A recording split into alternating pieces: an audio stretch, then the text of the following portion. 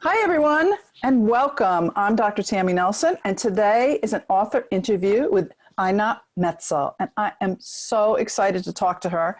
She is one of my co-authors in the new book, Integrative Sex and Couples Therapy, a therapist's guide to new and innovative approaches.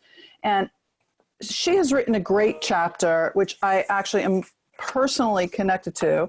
It's Art Therapy and Sex Therapy, infusing couples work with creative tools.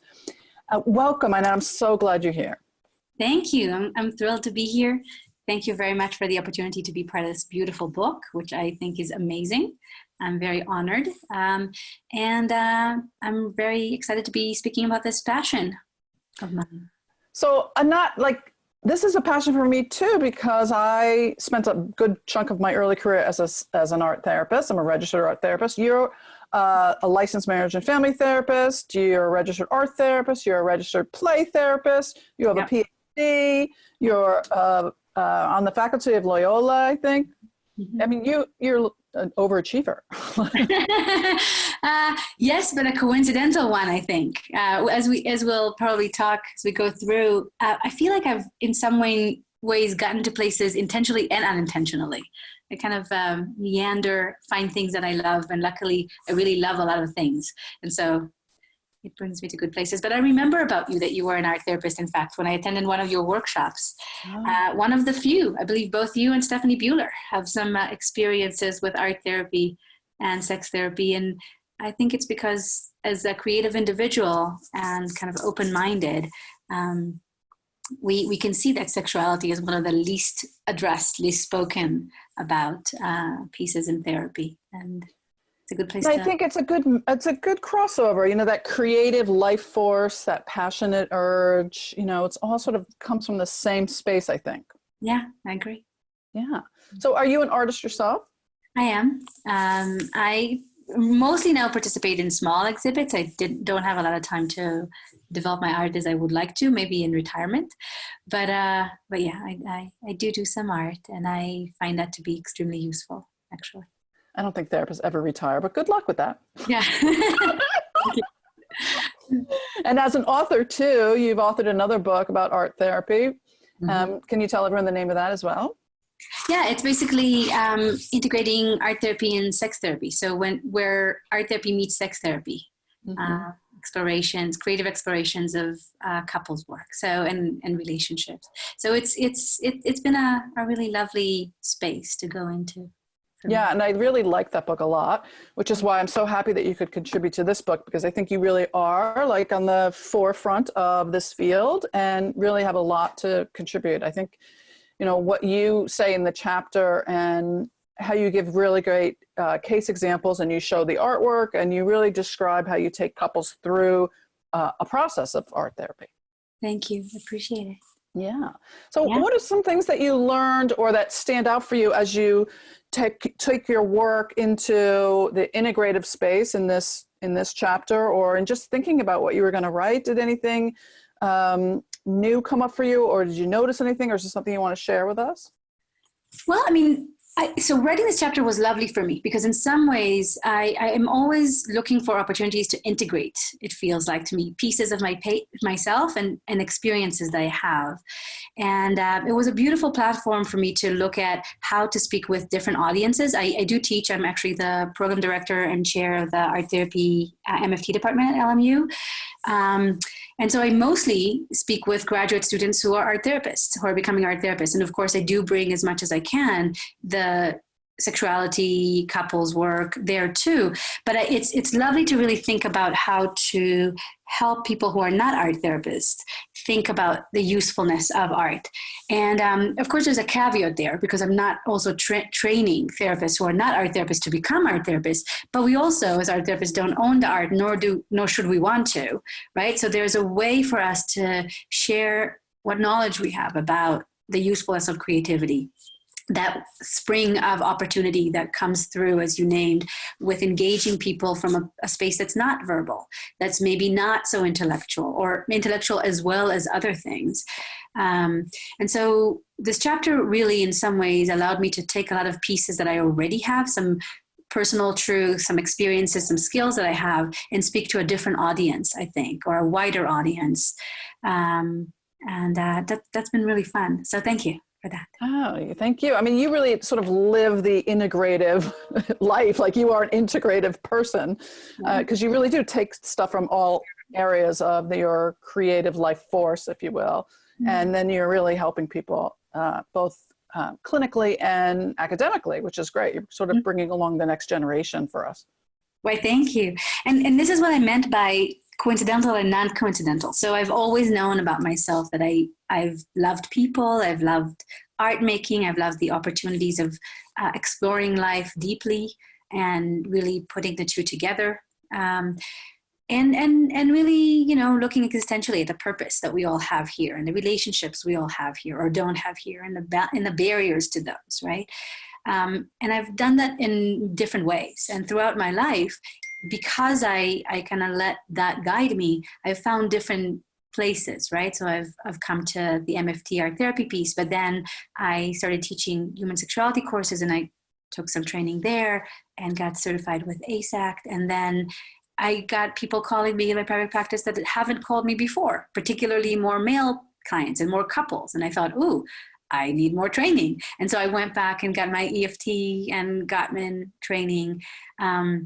And that's where I could kind of pull back some of the pieces that I've had before and say, oh, okay, so how do I bring art therapy together with these other theories? And how do we look at people's sexual connection within a mind frame of attachment from a creative space, right? So that's kind of how this all comes to be for me.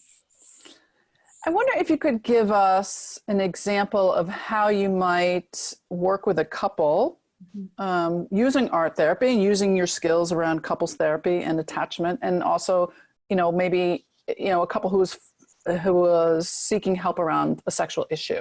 Now, you don't have to tell us about your whole session because we don't have the time, and people should come pay you and they should buy the book. But maybe just a couple little guidelines that you use. Sure. So I guess I'll do a preview to that, is that I always am a little concerned about examples, and I want to name why. And this is actually why when you buy the book and you read the chapter, which you will. And I'm trying here.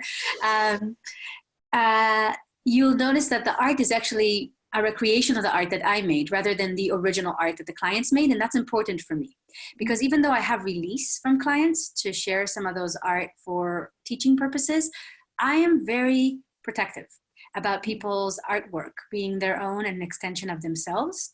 And I wanted to create something that is clearly not the client's. And I'll say this because I'll do the same with an example. So I'm already naming that's not an example of an actual client that I have, but more of an amalgamate of taking together pieces of different experiences that I've had to protect my clients' confidentiality and their experiences as their own. With that said, people turn to therapy for many reasons. And when couples come to treatment, it's always surprising to me that when I see them and I ask them, well, have you been to treatment before? They'd say yes. And I'd say, have you ever talked about your sex life? And they often say no. Mm-hmm. And that's astonishing to me because as a couple, not everybody's sex life has to be troubled, of course. People could have other couples challenges that are not sexual, but your sex life is often really unique and really important to your connection with your partner. It's some of the societally essential ways that we make your partner be special to you in a different way than other relationships that you have in your life otherwise. And so not talking about it, whether it's working perfectly or having some challenges, is the number one thing I would always suggest for a therapist, is no matter what, find a way, with permission, of course, from the clients, to check about how they're doing sexually, to check about their connection, to see what could be, what is felt as a wonderful place and what is felt as a challenge and as a barrier. And how does that reflect on their dynamics outside of the bedroom or wherever they have sex? Or how is this actually adding to some of that dynamics, right? Because oftentimes if we have an unpleasant or a difficult experience in bed one night, the next morning is going to be somehow impacted by that, right? And whether we talk about it or not, often just adds to those layers.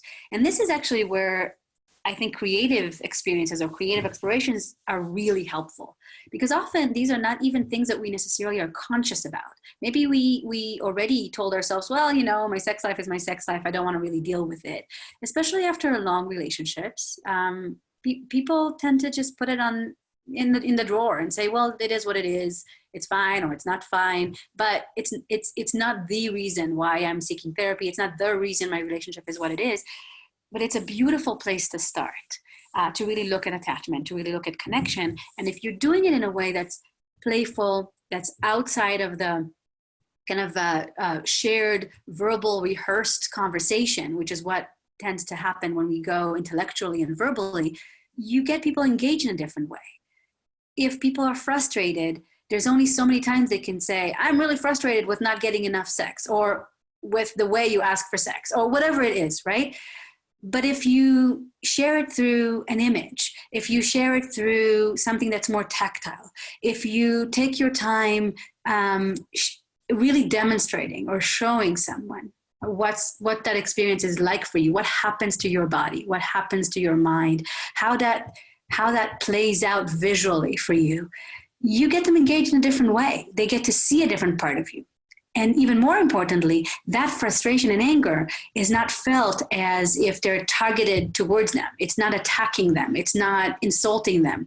It's your experience. And so it helps that actual distance that the other partner has from the experience, helps them witness that as the experience of their partner, rather than an attack on themselves, or something they need to respond to in a very specific way, where we actually often get caught in these dynamics, right? Oh, you always tell me this and I always tell you that, right? That tit for tat that we get into.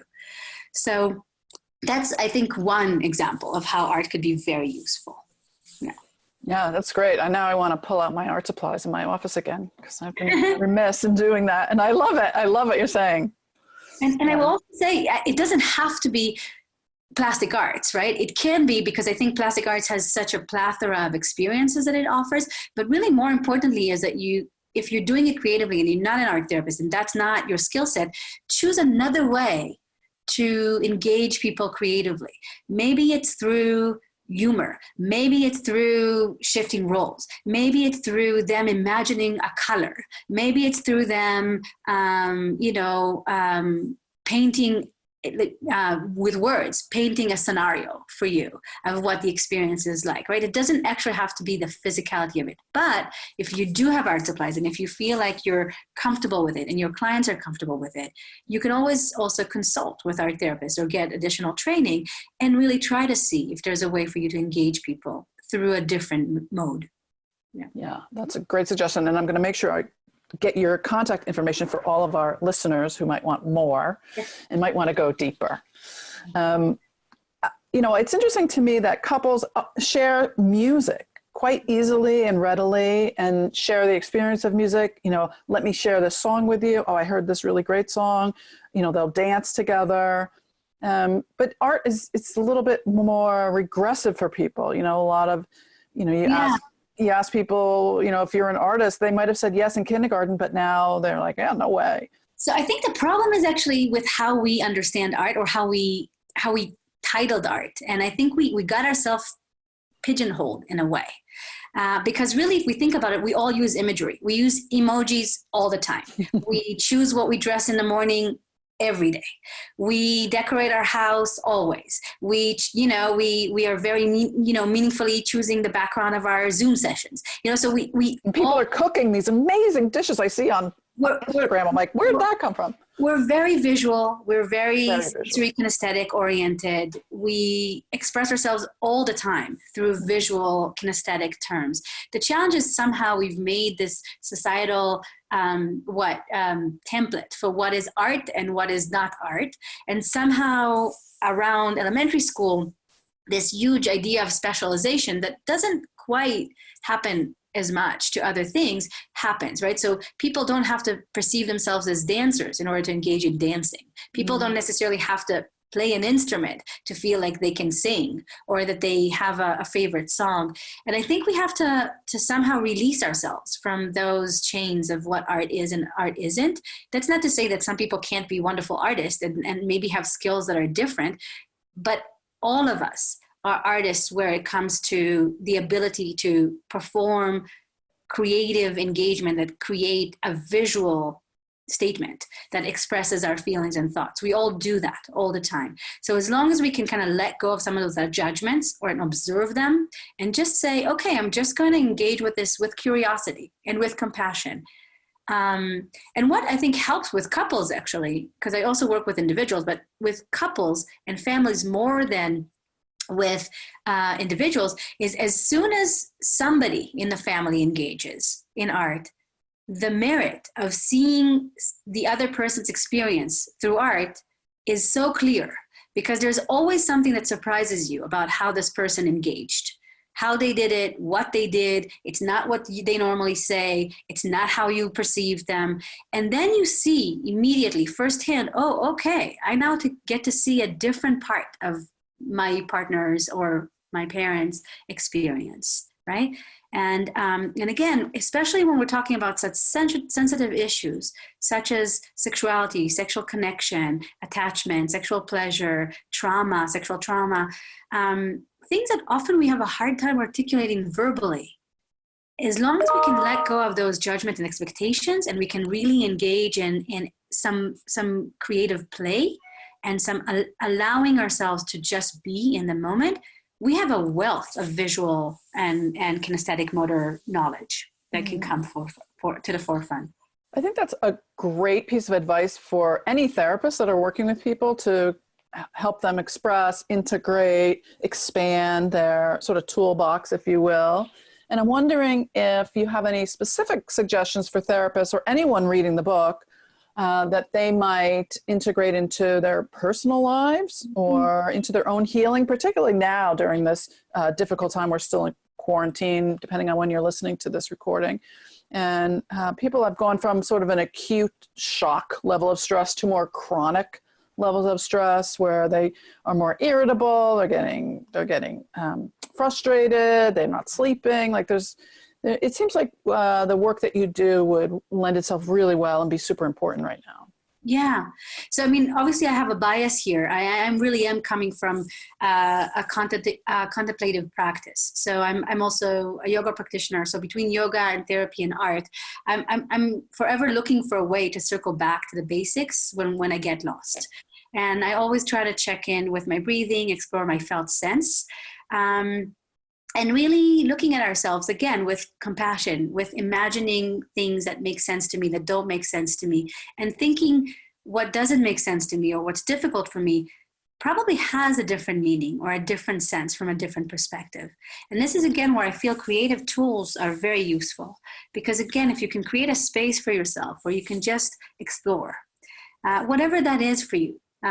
Maybe it's the music that you like to listen to. Maybe you find an online mandala. There's some great online mandala websites that you can just create. It doesn't have to be you take out your crayons, but it can be. Maybe you've always wanted to play the guitar. Maybe you've always wanted to, make a quilt. Whatever it is that really is going to allow you to get into a zone that's a little bit healthier, that in some ways is more introspective, that allows you to just be, that allows you to connect with pieces of yourself that are meaningful, and reassure yourself that this is a time that is challenging, but it is only a time that is challenging for a while. Things are going to continue to change. We are going to come out of this closure eventually, or we'll figure out how to make it be more manageable. Nothing stays forever. So as long as we can kind of manage our internal pieces and figure out ways to communicate that also with a place of compassion and curiosity, when other people respond to us from their places of stress, I think we'll all do better. Yeah, I love how you said, to have compassionate curiosity, to help all the parts of you be in awareness of each other, and also to be aware of your partners or other people in your home, how they're doing, and to be compassionate and curious about them as well. Yeah. And I think part of compassion is to again know that you can't be your best all times in the same way that you would expect yourself to be in other contexts. Maybe you ate much better when we weren't in closure. Okay, well, how can you move towards your end, but also again with compassion understand that this is a very unique scenario. What is acceptable? How can we take steps without beating ourselves on the head? And I think similarly to our couples, and similarly naming what it is that we need, right? So I think for couples at this time, it is challenging to figure out the right amount of being together and being meaningfully together, right? When we're kind of enclosed. And so I think, again, now that it's been over, a month and a half. So 2 months for some people. 2 months for some, right? And so it's really figuring out your boundaries again, figuring out how to create space and how to create intimacy, making it intentional. Yeah, I really like that. So I don't have to clean out all my closets. That's what you're saying. That's okay. No. That's okay. I'm never going to be one of those gourmet chefs, although I really like to look at them. I think they're very artistic. Even looking at them and bookmarking a few and thinking of one that you would like to make, I think that's a good feat. Oh, thank you. I feel much more successful about myself today now. So Einat Metzl, she's a very good therapist. She's already made me feel quite good about myself. How can people find you if they want more? So actually, this is kind of an interesting time in my life. Next year, I'm taking a 1-year leave, and I'm actually going to be teaching in Israel for a year. Nice. Oh, beautiful. But you could still find me through my email, which I shared with you, Tammy, and you can, of course, share those. And so at the moment, I'm not taking any new clients for that reason as well, but I'm happy to just, be in touch with people and refer and have consultation. I'm very excited about where this field is going, and I'm excited about this book, and all that's going to happen. Thank you. I'm excited to have you as an author in Integrative Sex and Couples Therapy. To find out more about how to get the book, you can find it on Amazon or any place that books are sold. You can also go to Pesci Publishing and Media, and you can also find out more about training to be a sex and couples therapist by going to the Integrative Sex Therapy Institute. That's ISTItraining.com, ISTItraining.com, to find out how to learn more about sex and couples therapy and get certified as either an ASEX sex therapist or an ISTI certified sex and couples therapist. Thank you again, Einat. It was such a pleasure to have you. Can I just name one more thing, which I would be missing if I did not name. If you are interested in becoming an art therapist, you really should get a training that is relevant by the American Art Therapy Association, which is a graduate level master's degree. One such example, if you just Google MFT LMU, our MFT art therapy program is one of the renowned one in the country. And you could also look at the American Art Therapy Association for the accredited and approved programs. So. Oh, you're sparking the flame here. Like I have all this like fond, hopeful feelings about my career as an art therapist. Like now I'm like, oh man, I should go back. I should teach. I should do this. I should do that. You could just integrate it into what you're doing. I do very much so. And writing is a very creative process. So I respect you and all that you've written, and you can find out more about Einat's writing by going to Integrative Sex Therapy Institute, ISTItraining.com, or to my website, drtammynelson.com. That's drtammynelson.com. You can also find out more at my podcast, The Trouble with Sex. We'll have more of these videos posted at my YouTube channel, Dr. Tammy Nelson. You can find us also on Instagram and social media. Thank you so much for being here. Thank you so much. Thank you, Tammy. Congratulations. You're welcome. Bye. Have a nice creative time. Enjoy. Thank you. So do you. Bye. Bye-bye.